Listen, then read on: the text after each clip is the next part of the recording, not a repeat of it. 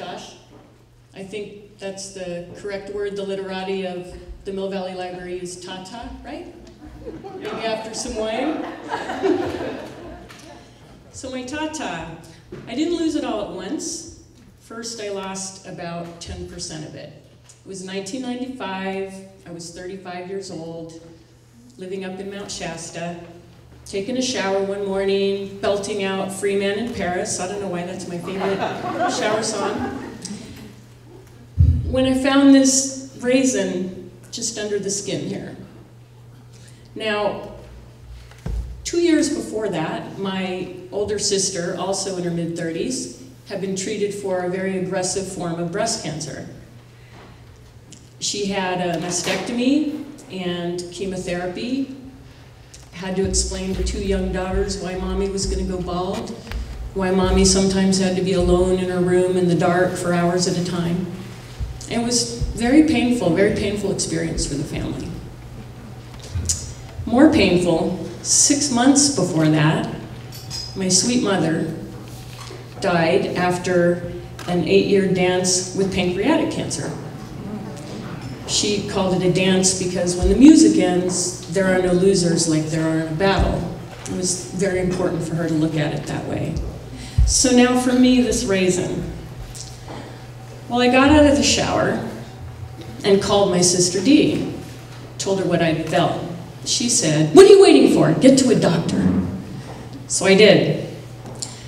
The first time that doctor felt the raisin, he said, "Yes, we should biopsy that, but I will bet my house it's benign."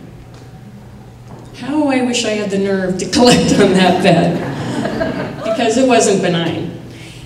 And I was given the choice of treatments, either remove my Tata or take about 10% of the Tata, followed by 7 weeks of radiation treatments. So again, I called my sister, who said, "I really miss my breast." So I opted for a lumpectomy and radiation. Surgery went fine. I went in with a Post-it note on this side that said this side, and an even bigger one on this side that said not this side. Very important. And the surgeon got it right, and he said he got it all. A friend of mine had t-shirts made for my sister and me that said, "The 2.9 sisters," because between the two of us, that's how many breasts we had at that point. Radiation was a different deal for me because all I could remember was mushroom clouds and the vests they put on you in the doctor's office when you get an x-ray, and those cartoon figures of skeletons in front of the x-ray machine. I was not comfortable with that. Plus, the nearest cancer center to where I lived was an hour's drive away, so I had all this time in the car to kind of freak out about it. I would drive down, get on the table, watch the techs run as fast as they could out of the room, push the button that zapped me, and then I would drive back home. Because I had a real struggle making friends with this as part of my healing treatment, I talked to some friends in the alternative healing community who gave me some advice, which I followed. So I would come home every day, go in the bathroom and light a candle, draw a bath, and I would pour in a pound of salt and a pound of soda, and this is supposed to help me detox. And then I would visualize. When I was born, the doctor said my umbilical cord was so long, he could have carried me to the nursery without cutting it. It's pretty long. So I would visualize this silvery umbilical cord going out from my belly to wherever it was my mother was. And I would ask her to give me strength and also to do whatever she could to help her little girl heal.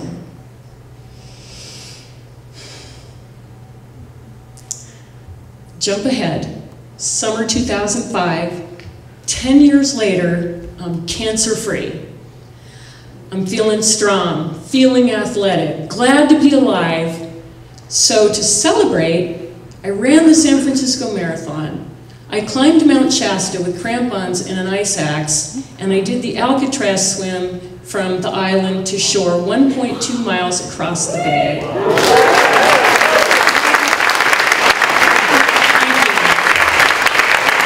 It felt great, and you know, it felt like I was saying, take that, fucking cancer. 6 months later, a mammogram finds a new cancer in the same breast. A friend of mine says, well, Jenny, stick out your chin and the universe will take a swing.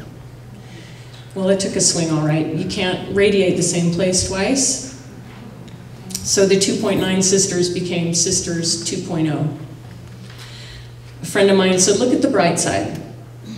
If you lose your job, now you can get a gig at Hooter. It's good to know. I joined my sister in wearing a prosthetic, a fake tata. And it's not so bad, I gotta say.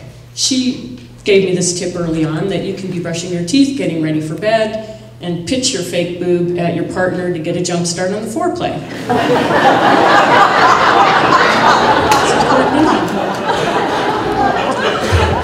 I have my real tata, and then I have 3 fake boobies. I've given them names, like Barbie dolls have names: soccer Barbie, tennis Barbie, horseback riding Barbie.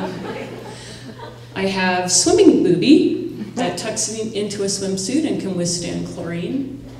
I have running booby. It's kind of beat up because it's used for all my other athletic endeavors, running, backpacking. And then I have fancy professional booby. I wear that to work, to the theater, for storytelling.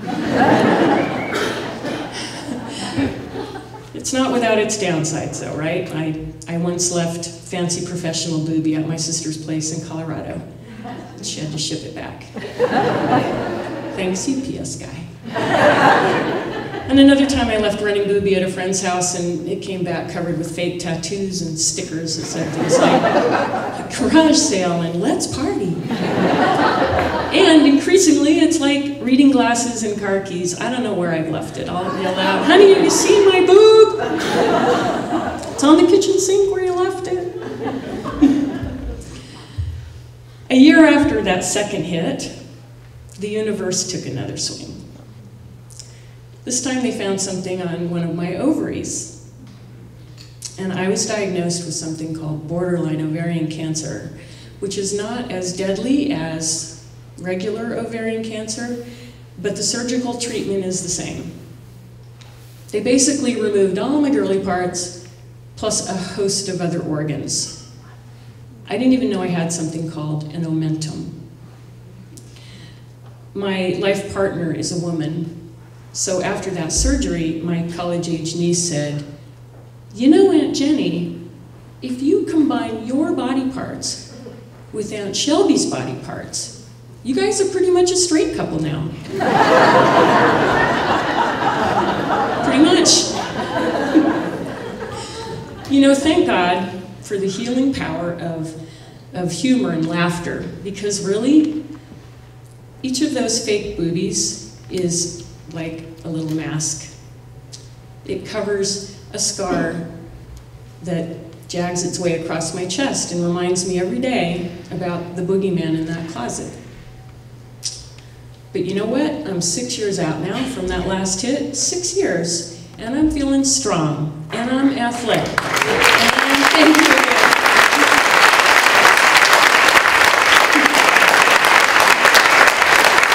I run almost every day. I just ran a really hard half marathon. The friend who did the Alcatraz swim with me wants to do it again. I've got my sister, she's alive and well. I've got my partner, I've got my mom, I've got friends and family. So I'm saying, go ahead, universe, take a swing, but next time, try to hit one of the fake ones, would you? Thank you.